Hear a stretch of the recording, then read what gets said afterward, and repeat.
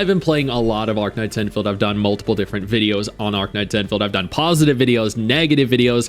I was one of the original content creators that actually covered the gacha. I expressed that the gacha itself was one of the things that I found an issue with in the beta, more specifically the guarantee. I was of the opinion that the guarantee should actually carry over between banners and allow for you to essentially kind of build that guarantee and then expend it on any banner you want.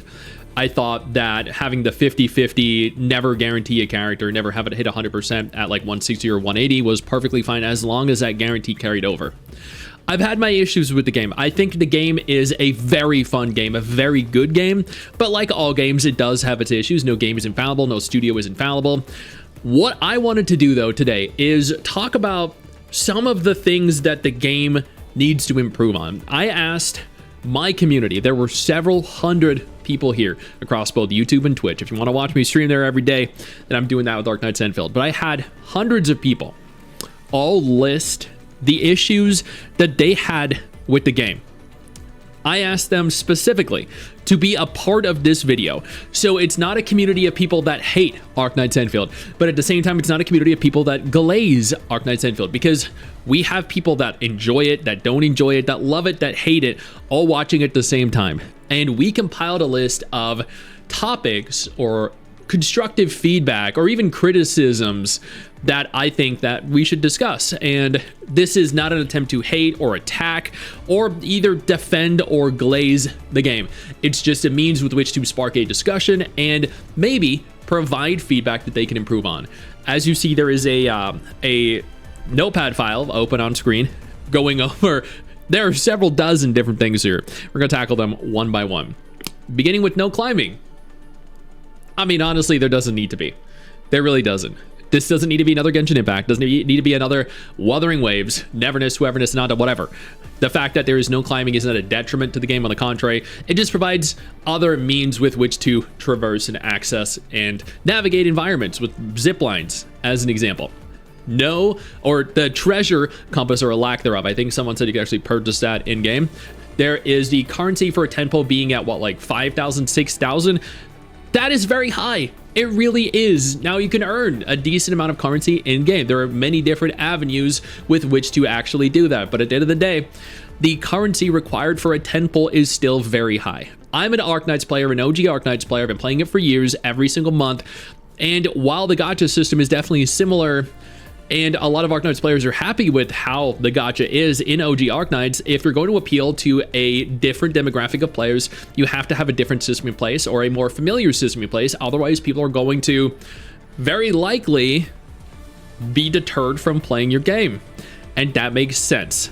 Now, that isn't to say that they are, or that a large number of people are having issues with it or not playing the game, but the currency per temple is definitely egregiously large. Then there is the limited pulls that you get from actually playing the game.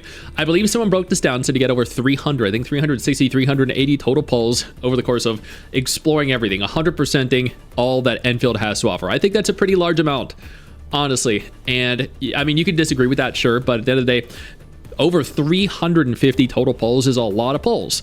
You do have to then wonder how friendly they're going to be with pulls in the future, every major patch.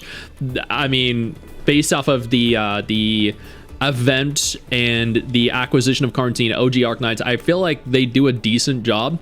But I mean, this is the Endfield team rather than the OG Arknights team, so it's hard to really get a proper gauge unless we hit that like first or second major patch and then go down like 6 months down the line and see how they're doing them, because games and studios change over time. But I do think that more limited pulls, specifically since the 350 or 380 does factor in both standard and limited, more limited pulls definitely would be useful for keeping more people around. More thick waifus.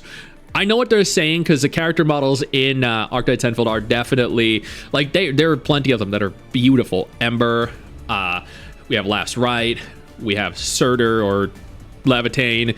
There are some incredible looking characters. We have adorable characters like Aya or Ardelia, but I know what they mean. They want some big, thick, titty, booty waifus.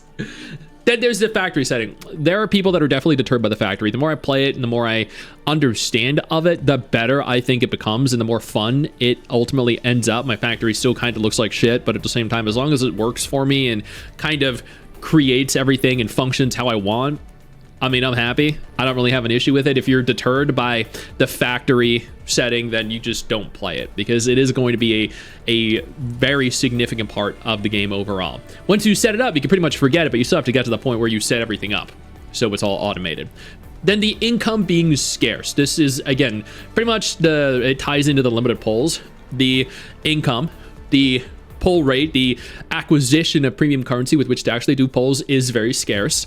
You get, again, like 350, 380 by playing the game, which still isn't a significant, or it's a decent number, but it's not a significant number, especially for launch. They did give away a bunch of free polls, and you get the free 6-star character Ardelia, a free 6-star weapon as well. So they've been pretty generous when it comes to polls overall, but I do agree the income is relatively scarce, and they could also improve significantly with this. The leveling materials cost is definitely an issue. It is a grind.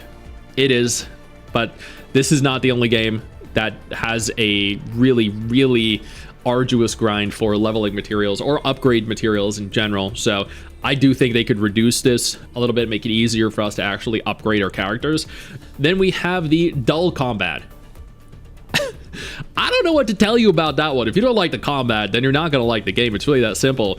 The combat is like, there's exploration, there's combat, then there's a factory. That's it. If you don't like the combat, then I mean, you can play Zenless Zone Zero, Wuthering Waves, Ether Gazer, Genshin Impact, another action gacha game. The fact that you cannot change your name, that's a weird one. That is a weird one. I don't know why anyone would really need to. Things hit too hard. That is true. That is true. Some of the encounters out in the world, the monsters do genuinely hit so fucking hard that you just get slapped to death. Like, the monsters comes up, they just smack you, and you are down on the ground unconscious for days. And I think that's due to the fact that at a certain point, the difficulty scales exponentially and gets like that much harder, that much quicker. And in so doing, there's no real time to build up your characters without realizing that spike has happened. And that isn't necessarily bad. I think that's perfectly fine. But at the same time, I do understand where some people are coming from with that. The spam of attacks, I think that is definitely an issue I have too.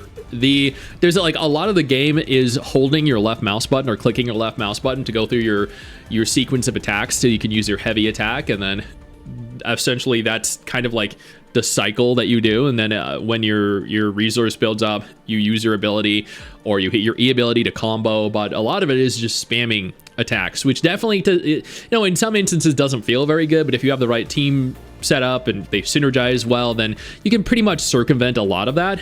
Once again, the factory and how it's overly complicated, it can be. You can use blueprints to also get around this, so it's not really that big of an issue. But at the same time, like, once you learn how the factory works, I mean, it's just a feature at the end of the day. It's not for everyone, and if it's too complicated for you, then you just move on and don't play it.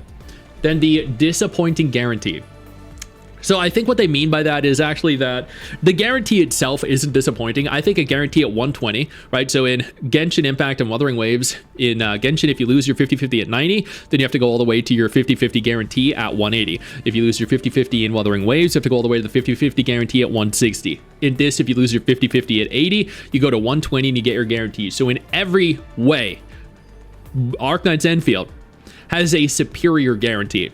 But not only does the guarantee not carry over where it does in WoWa, so if you fail your 50-50 as an example, and then you get to like 150 pulls in WoWa, then you have that guarantee, like that pity carries over, and it's 150 again for the next character, so you'll hit your guarantee at like 30 within a maximum of 30 pulls.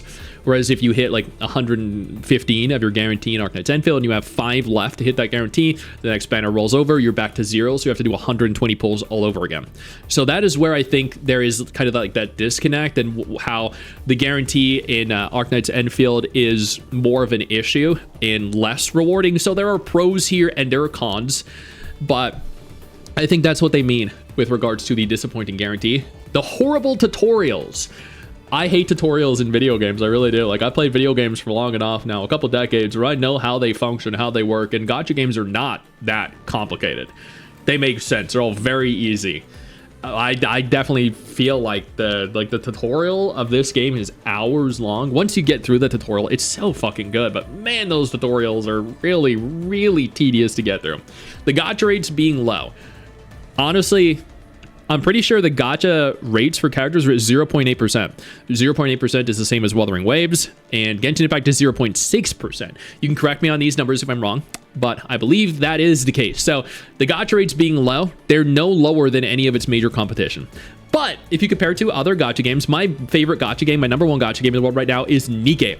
Nikke's the percent for the limited banner acquisition is 4%. So if there's a new character that is a limited character running, like a pilgrim character, you have a 4% chance of getting her immediately. Whereas in Genshin's 0.6, Wuwa and Arknights Endfield 0.8. So, I mean, when compared to certain other gacha games, sure, it's not really very good. But when compared to its main competition, it is exactly the same. Weapon costs being exclusive to character pulls. I believe you can also earn them through the stock bills. You can also earn them through weeklies and other avenues. So I don't think they're exclusive to character pulls. I think a lot of them will be obtained through character pulls, but you can kind of, you could essentially earn them with outside, via outside avenues as well. So honestly, like, I think there should, I believe that as long as you're making progress towards the character you want, you're going to have an infinite amount of weapon pulls. But especially when you get all the standard pulls, you factor all of them in as well. But it would be great if there were additional means with which to actually acquire weapon pulls. No sex scenes or romance options. That was an interesting one. Yeah, you can tell we have a bit of a gooner community here. The monsters are damage sponges. They really are. They take forever to kill. And I think we either need to increase the damage output of our individual operators, or we need to reduce the total HP of enemies. I believe in an update they said today that they're going to be reducing the total HP of enemies, which is fantastic, because we're essentially, like, we're wasting time we could be using to actually play the game. Slow production lines. There should be a way to speed things up. You don't need to necessarily have that at the beginning, but there needs to be an option where you can effectively boost the rate with which the production line moves and produces the actual content that you need, or the materials that you need, the resources that you need. More resources for multiple teams. I mean, it's difficult to level and upgrade your characters, as we touched on before, so the acquisition of additional resources with which to upgrade your teams would be fantastic. Reduce the guarantee to 100. I don't think that's necessary. You could reduce the guarantee to 100, but you'll still run into the exact same issue. It doesn't carry over. If you just alter that one single feature, the game would be 100 times better received, and so many more people would be happy. It's that simple. Have it carry over. You don't need to reduce it. Just make it so if you hit 110 or 80 or 50, the next banner character has it at 110 or 80 or 50 as well. It's that much easier. Or it's that easy, rather. Andre looks weird. He really does. I fucking hate Andre in the game. He's like the one character I genuinely dislike. There needs to be more husbandos. I know what people are saying. There are only a couple in the game right now, when OG Arknights is filled with them. And OG Arknights also has an incredible roster of male characters. So I think they're coming. They're coming. Don't worry. The story sucks. Well, I mean, the story, not everyone's going to like it. Some people criticize Wuwa's story. Some people criticize Honkai Star Rail's story. Some people criticize Genshin's story, Nikke's story. It's whatever. Like, at the end of the day, you can't appeal to everyone. You can't appease everyone. So if you don't like the story, it might get better. It might get better. Wuwa's got a lot better, but it might not. So I mentioned censorship. I don't know what was censored, so I can't really discuss that. Guarantee not carrying over. That's something we already addressed. Shield enemies are too tanky. Enemies in general are ridiculously tanky, but breaking or shattering the shield enemies takes fucking forever. Genuinely, like, when you're in a fight with a dude with a shield, you're literally smacking him for 20 seconds before he finally gets shattered and you can finally attack him. And then he just takes damage like a sponge. You literally hit him and he goes, shrivels up into nothing and disintegrates in seconds. Like, if you just removed that and allowed for him to slowly die rather than just sitting there absorbing damage, it would be so much better.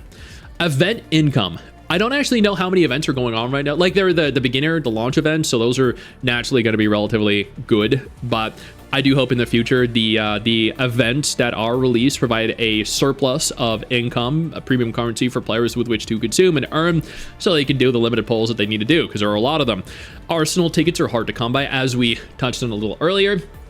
Not enough T-creds. I've not seen that actually be an issue, admittedly.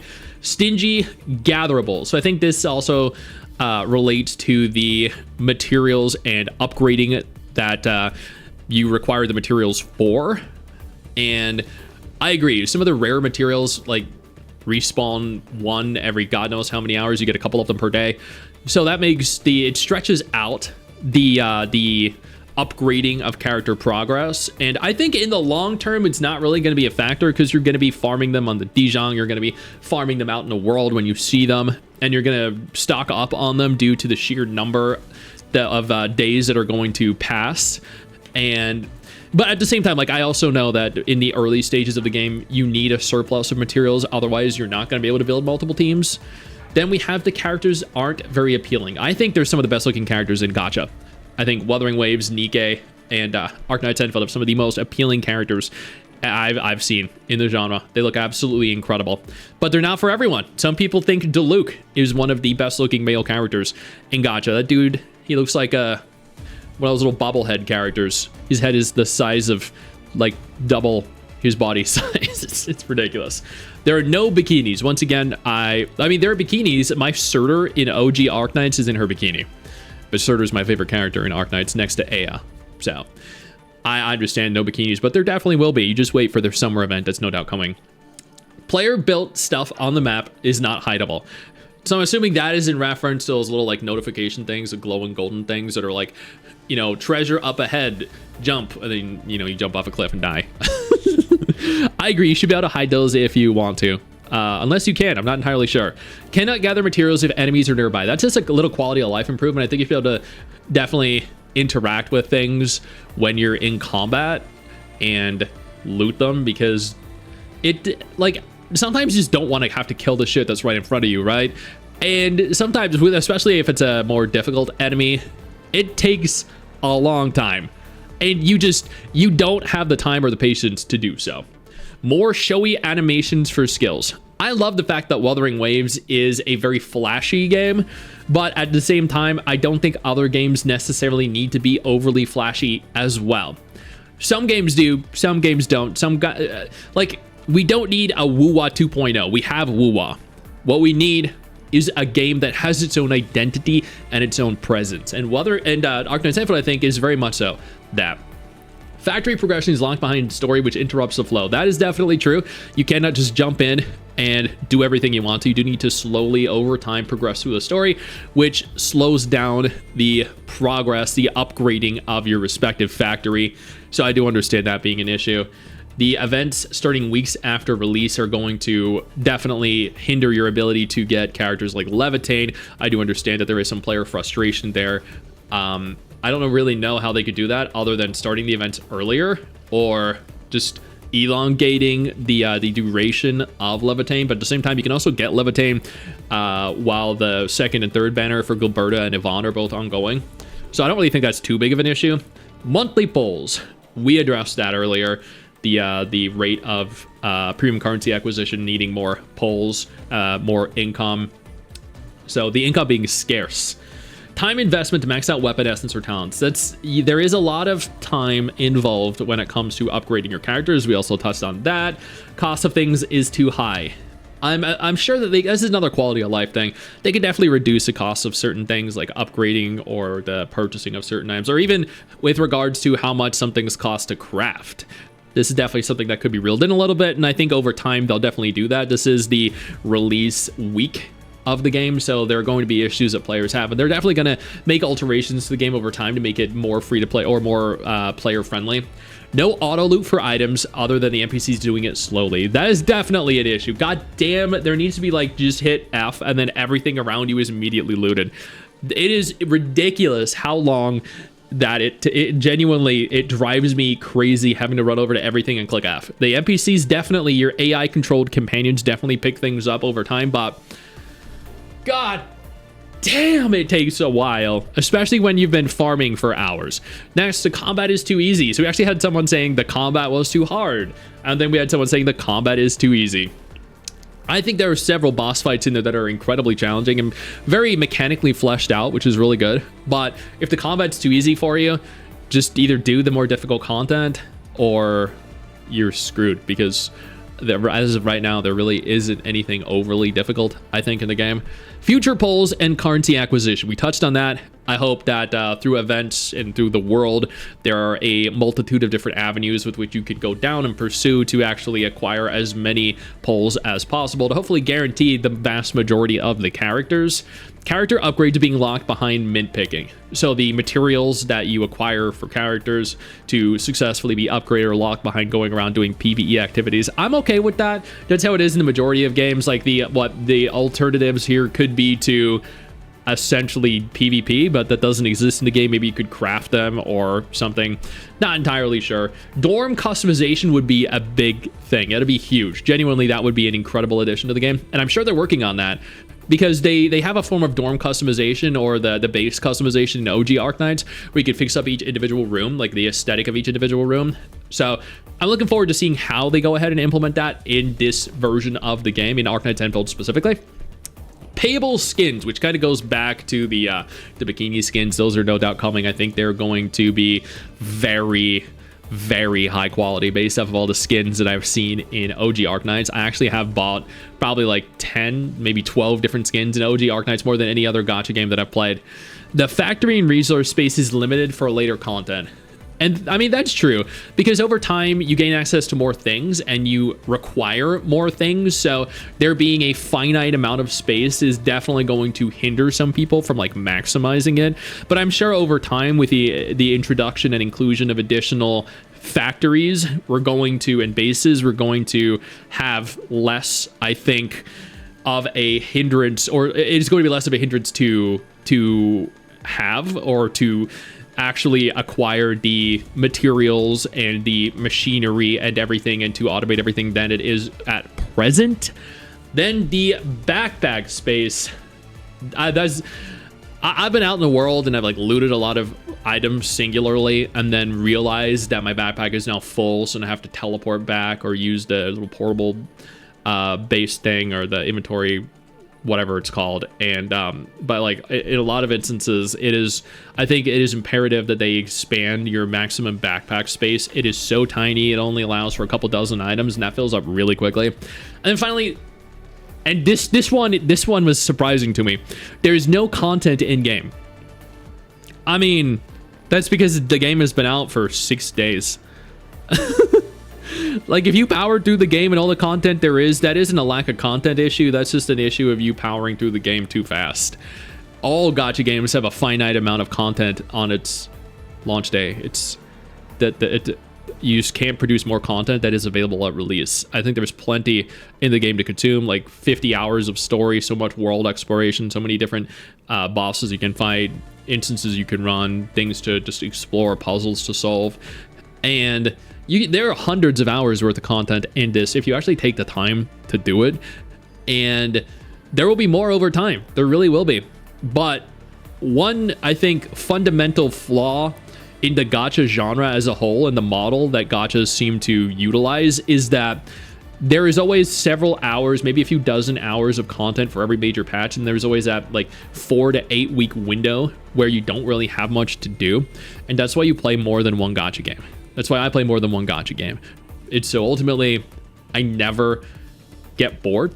I never burn out. I never am in a state where I have absolutely nothing to do, because I always have so many different games to play. And those are the several dozen different issues that our community has had with Arknights Endfield. Fans of the game, people that are loving it, people that are not loving it, people that are hating it, people that don't like it or dislike aspect of it, people that love aspects of it. And you know what? I did all this in one freaking take. No editing required whatsoever. Now, I would like to point out once again, this is not an attack on Arknights Endfield. This is not glazing Arknights Endfield. These are real legitimate issues that a lot of players have. And what I wanted to do with this video was kind of create a means with which to provide constructive criticism for the game, but not have it filled with hate, or malintent. My goal here is not to slander the game, not to insult or criticize or hate on anything or anyone. Rather, it is here to hopefully be something that the community can utilize or the devs can listen to, that they can take the time to actually incorporate. Because it's not hate, but it's not glaze, it's not positive or negative, it's just a list of legitimate concerns that the community has. And at the end of the day, I think that is the best way that we can tackle this, by remaining civil and providing constructive criticism on ways that they can improve. Hopefully you agree with the vast majority of this. If you don't though, if you think that there are things that I've missed, you know what to do. Go down, leave a comment. Maybe I'll include it in the next one. I know you think that you just hit the end of the video, and technically, yeah, you have. And I know your first reaction is to close out of it at this juncture, but don't. No, instead, I urge you to take a moment here and click one of the videos on screen that are coming up in just a moment so you remain up to date with everything going on in the gacha genre. Trust me, you're not going to regret doing so. Stay flaccid.